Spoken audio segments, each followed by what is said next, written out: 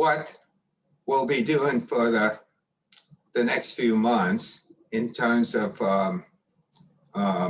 teaching online, and to get a little bit more granular, teaching mainly asynchronously, and there may be some virtual live sessions, but I would like to minimize the number of live sessions because it's always difficult to get everybody to join at the same time. So, I mean, you could have live sessions and tape it and have people view it later on.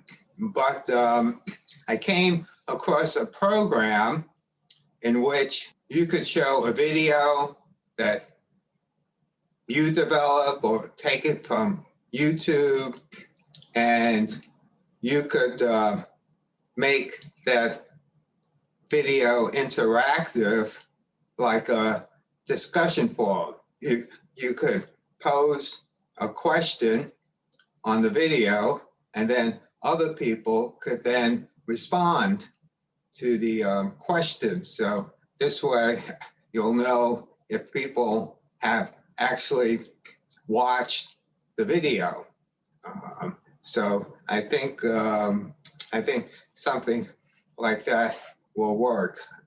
So let me share my screen, and let me go to the teaching website. So it's a usual website, the ethicseducationonline.net, and I think you all have accounts on it.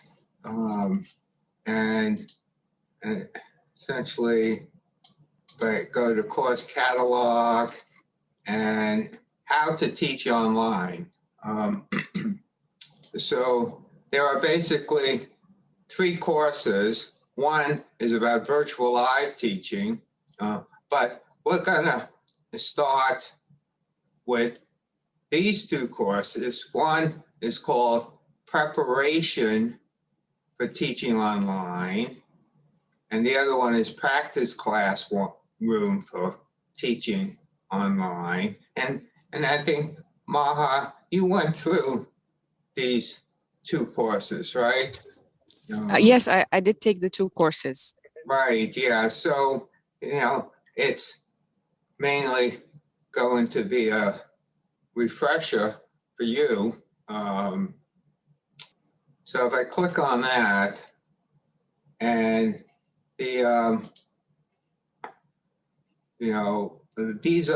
the topics.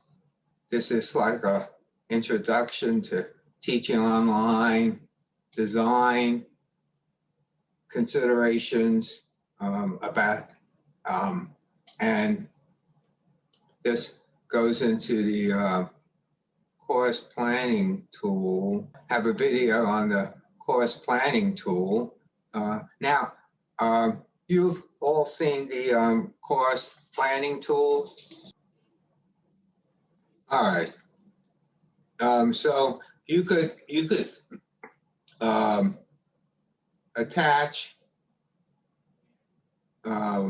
all your content. So here, the drug development process. It goes to a website, and here, introduce yourself. It goes to a Word doc, sample size calculation. Okay, so I mean, it takes you to all your materials that you're going to use in the course, all the reading materials, websites, and then here's the discussion forum. This gives the prompt to the discussion forum, and then. And you can ask a quick question? Yes. So let's say like this document that we just saw, that looked like a Word document or PDF, it was a PDF file. Do I need to upload the PDF file into the Google Drive in order to link it, or can it live? Right. Okay, this is what was my only question. Yeah, That makes right. sense. And it's and then here's the all right, and here's the test. And so, I mean, so like Isabel, you could link it to all your YouTube videos and all the assignments that you want. So this is a way where, again, you could upload all your materials here, and then like other people could look at it, and then when you've completed your curriculum, then it could be uploaded in the Moodle course, upload it on Moodle rather than you do it.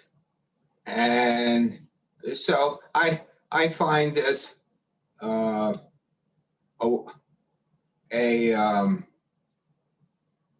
very nice way of developing your course.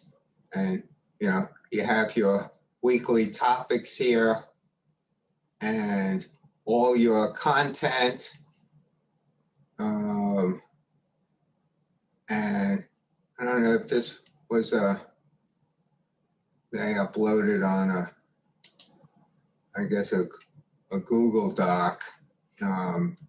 So, and then, so I just find this to be an easy way to develop courses. And getting back to now that I have all these windows open. So preparation for teaching online. So the second topic here introduces you to the course planning tool, and I developed this short video on how to use it, and shows you how to, upload things. Oh, here's the Henry, have you sent us the link to this online course? I'll send you the link. There's other topics. So by the second week, we'll have you all, working on your course planning tool, and then this module about all the different ways to communicate with the students, discussion forums, facilitation, time management, and making feedback matter, and this other course is more practical aspects, the elements of a module in Moodle, navigation, how to upload resources, how to introduce the course to the students, how to create a forum and assignment, feedback activity, insert, embed media, develop your own lesson, and then develop a introduction video script, how to ask students to submit an assignment.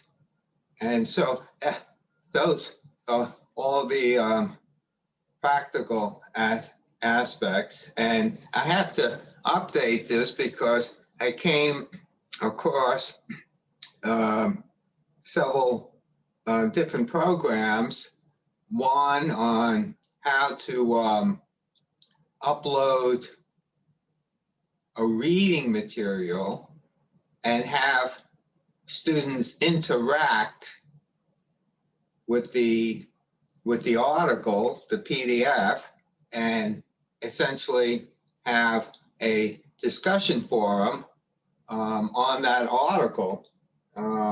This way, you know that the students are reading the article, because you could create questions on the article and people need to respond, and they could respond to each other. And I found this other program on how to grade assignments that's easier than doing it on Blackboard, but I'll go through that. So we could go through these 2 courses, I don't know, in the next 8 weeks, 12 weeks. And as we do it, you could be developing your course on that development tool. Okay, good. And having a presence and making feedback matter. And there's many different ways to give feedback. So like, for example, on a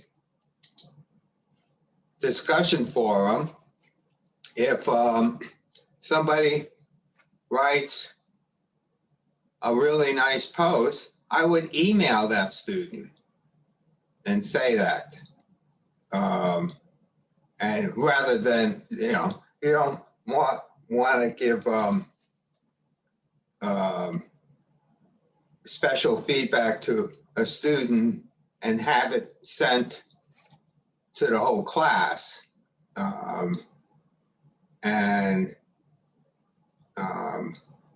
Or sometimes if someone writes a lousy post, I'll email the student and give,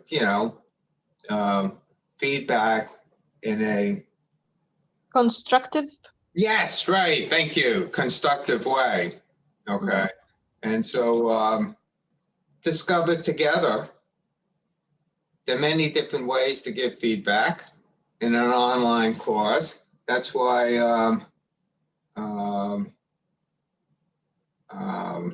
actually I don't have a forum here, but it'll be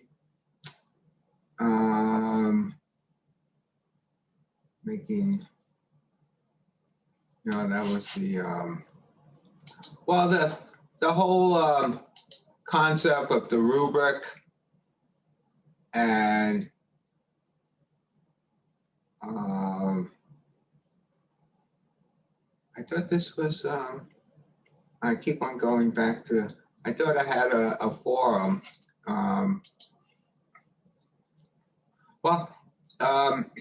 This is